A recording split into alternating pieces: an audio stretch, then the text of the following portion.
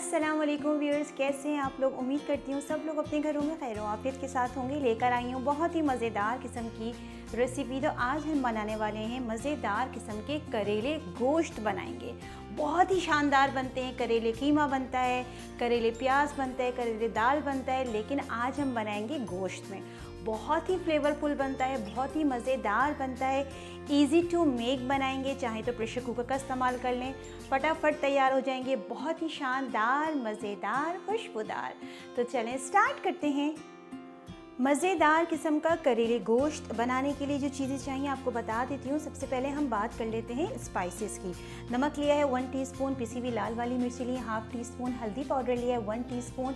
ये साबित वाली लाल मिर्चें तकरीबन 8 से 10 अदद, बहुत ज़बरदस्त फ्लेवर देती हैं, ये हम लेंगे। कुटी हुई मिर्ची ली है 1/2 टीस्पून, काली वाली साबित मिर्ची ली है तकरीबन 1/2 टीस्पून, भुना कुटा हुआ ज़ीरा है 1/2 टीस्पून और पिसा हुआ धनिया है 1 टेबल स्पून। तो सिंपल यही स्पाइसेस जाएंगे। ये किचन में, हर किचन में अवेलेबल होते हैं। अच्छा, इसके अलावा एक मैंने दरमियानी साइज़ की प्याज ली थी, उसको इस तरह से मैंने बारीक कट कर लिया है। 2 टमाटरों का इस्तेमाल करेंगे।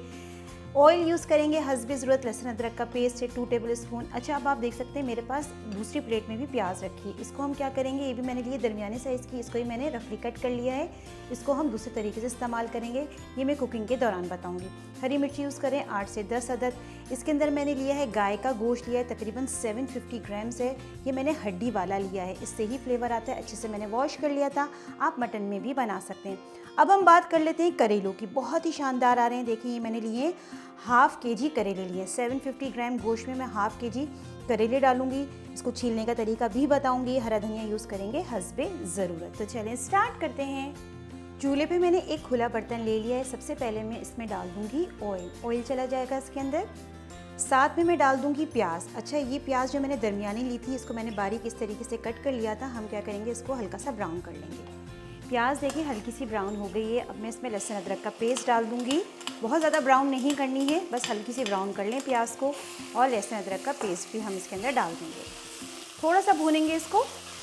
लहसुन अदरक का पेस्ट डाल दिया है, साथ में मैं क्या करूँगी, गोश्त भी डाल दूँगी, ताकि गोश्त की भी खूब अच्छे से भुनाई हो जाए। हड्डी वाला गोश्त लें, ज़बरदस्त फ्लेवर आएगा। गोश्त मैंने डाल दिया है। गोश्त डालने के बाद अच्छे से इसकी हम भुनाई करेंगे, ताकि इसका जो कच्चापन होता है, जो एक स्मेल होती है ना जिसे कहते हैं, वो निकल जाए। भुनाई जितनी अच्छी करते हैं ना, उतना ज़बरदस्त फ्लेवर आता है। तो बस इसको अच्छे से मैं भून लूँगी। गोश्त भुन रहा है, एक अच्छी खुशबू आ रही है। साथ ही मैं क्या करूँगी, इसके अंदर टमाटर डाल दूँगी।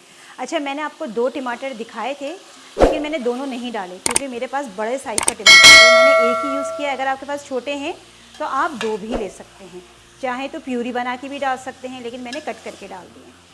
टमाटर डाल के अच्छे से मैं मिक्स कर रही हूँ। साथ ही मैं क्या करूँगी, जितने भी स्पाइसेस थे जो मैंने प्लेटर बना के रखी थी, सब एक साथ डाल देंगे। सिंपल वे में हम तैयार कर रहे हैं। सिंपल किचन में जो हमारे अवेलेबल होते हैं स्पाइसेस, हम उसी से ही तैयार कर रहे हैं। बस ये डालने के बाद इसको मिक्स करूँगी और थोड़ा सा पानी ऐड करूँगी ताकि भुनाई अच्छे से हो सके। थोड़ा सा पानी ऐड कर दूँगी ताकि हम इसे अच्छे से भून सकें, वरना ये होता है मसाले नीचे की तरफ लग जाते हैं। तो बस थोड़ा सा पानी डाल दिया है। अब अच्छे से 2 से 3 मिनट इसको भून लेंगे। पानी डाल दिया है। अच्छा, पानी आप अपनी ज़रूरत के हिसाब से कम ज़्यादा कर लीजिएगा। गोश्त जैसा है डिपेंड करता है। मैंने 2 ग्लास से थोड़ा सा ज़्यादा ही डाला है। तो बस अब मैंने क्या करना है, इस पर लिड लगा दूंगी, मीडियम टू लो फ्लेम कर दूंगी और 45 मिनट्स के लिए गलने के लिए छोड़ दूंगी, लेकिन दरमियान में चेक भी करना है।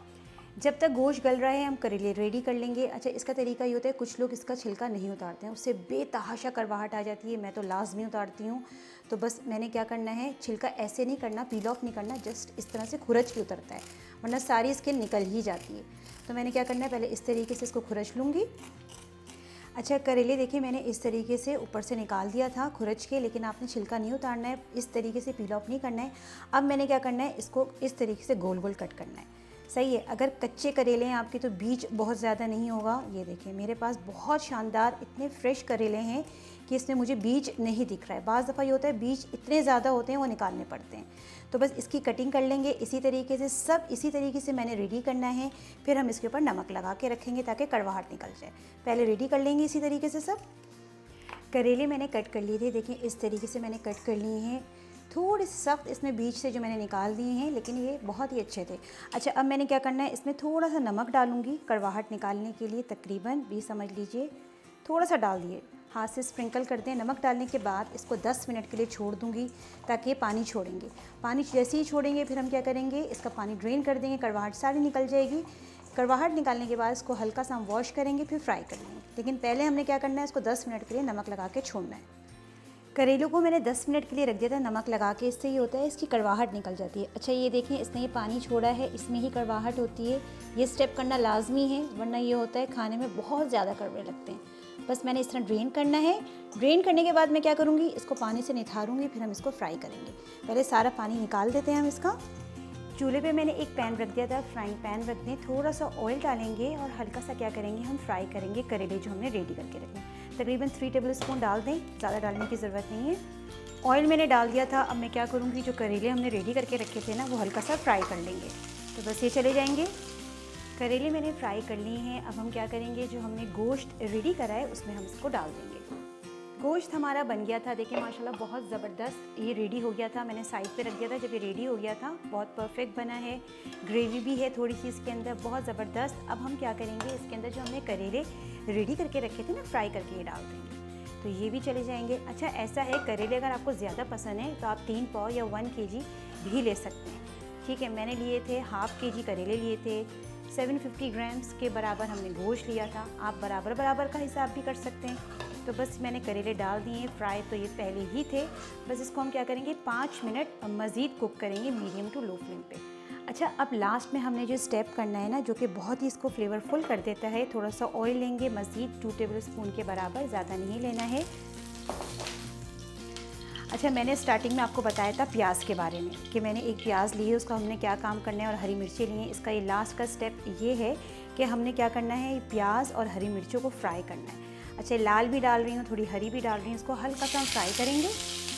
प्याज और हरी मिर्चों को हम हल्का सा फ्राई करेंगे और जो करेले गोश्त हमारा रेडी हो रहा है ना, उसके ऊपर हम डाल देंगे। इससे होता है प्याज जैसा फ्लेवर भी आता है, बड़ा अच्छा लगता है। कच्ची पक्की प्याज भी आती है, हरी मिर्चों का एक फ्लेवर आता है फ्राई करके डालने से। अच्छा अगर आपके पास अदरक है ना, तो इस पॉइंट आप यहाँ जूलियन कट अदरक भी डाल सकते हैं। सही है, तो बस इसको ज़रा सा फ्राई करेंगे और फिर इसको हम मिक्स कर देंगे।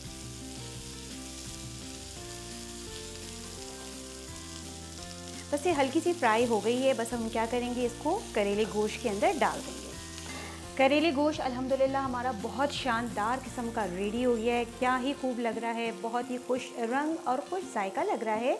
अब इस पॉइंट पे हम डालेंगे जो हमने प्याज को हल्का सा फ्राई करके रखा था हरी मिर्चों के साथ। ये बिल्कुल हमारा लास्ट स्टेप है। तो बस ये डाल के हमने इसको अच्छे से मिक्स करना है। बस प्याज और हरी मिर्चें डाल दी हैं, बस इसको मैंने मज़ीद कोई कुक नहीं करना है। अब मैं क्या करूँगी, बस इसको 1 मिनट के लिए ऐसे ही थोड़ा सा पकाऊंगी, ज़्यादा नहीं पकाएंगे वरना जो प्याज है ना बहुत ज़्यादा सौगी हो जाएगी। थोड़ी कच्ची पक्की रखेंगे जो बहुत ज़बरदस्त इसको फ्लेवर देती है। बस ये तकरीबन रेडी ही हो गया। 1 मिनट के लिए छोड़ देंगे।